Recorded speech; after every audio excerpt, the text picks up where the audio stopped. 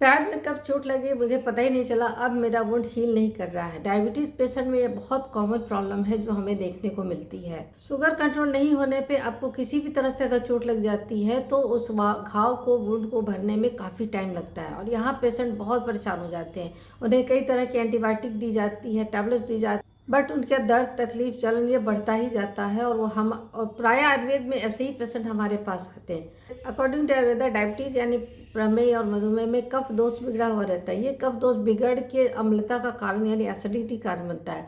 अगर आपको पेट में जलन रहती है, हाथ पैरों से आग निकलती है, खाना खाने के बाद बहुत सुस्ती महसूस होती है, नींद लगती है और आपको खट्टी डकारें आती रहती है, तो आप समझ जाइए कि अब आपका डायबिटीज उसकी पूरी बॉडी में एक एसिडिक इन्वायरमेंट क्रिएट कर रहा है, जिसके कारण आपको धीरे धीरे डायबिटीज़ के बाद ब्लड प्रेशर बढ़ना स्टार्ट होगा और कुछ दिनों के बाद अगर भगवान न करे आपको चोट लग जाए तो हमें उस वुंड को हील करने में दिक्कत होती है। यहाँ मॉर्निन की जितनी भी मीठी गोलियाँ हैं वो आपको कुछ टाइम के लिए तो रिलीफ देंगे, लेकिन अगर आपका वुंड बढ़ गया तो आपको पैर भी कटवाना पड़ जाता है। इसके लिए आयुर्वेद में क्या है, आयुर्वेद सर्वरस प्रधान भोजन की बात करता है। सर्वरस प्रधान भोजन को ही सर्वोत्तम कहा गया है।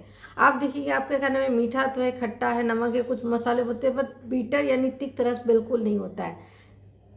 और यही तिक्त रस आपकी बॉडी को खासकर डायबिटीज़ होने के बाद हर तरह की इन्फेक्शन से बचाता है, लड़ने की शक्ति देता है और आपकी शुगर को भी कम करता है। तिक्त रस आप अपने खाने में कैसे इंक्लूड करेंगे? फॉर एग्जांपल आपके खाने में पटोल, करेला, नीम, गुड़ूची, करंज, जामुन इस तरह की चीज़ें डेली होनी चाहिए। अगर आप इसे डायरेक्ट नहीं ले सकते तो हर चीज़ की आपको कॉम्बिनेशन में टैबलेट्स मिलती है, जूसेस मिलती है जो कि काफ़ी पैलेटेबल है और आप उसे ईजिली ले सकते हैं।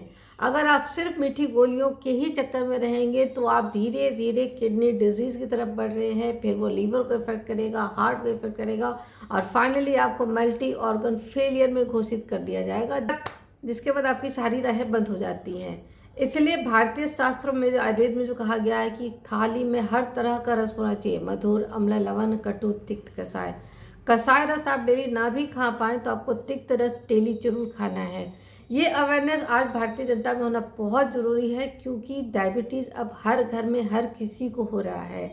इस वीडियो को ज़्यादा से ज़्यादा शेयर कीजिए सो दैट एक छोटी सी चेंज अपने खाने में करके लोग अपने डायबिटीज़ को भी कंट्रोल करें, स्किन को भी बेटर बनाएं और एक हेल्दी लाइफ जी सके। Because I believe life is not about suffering from pain, follow for more.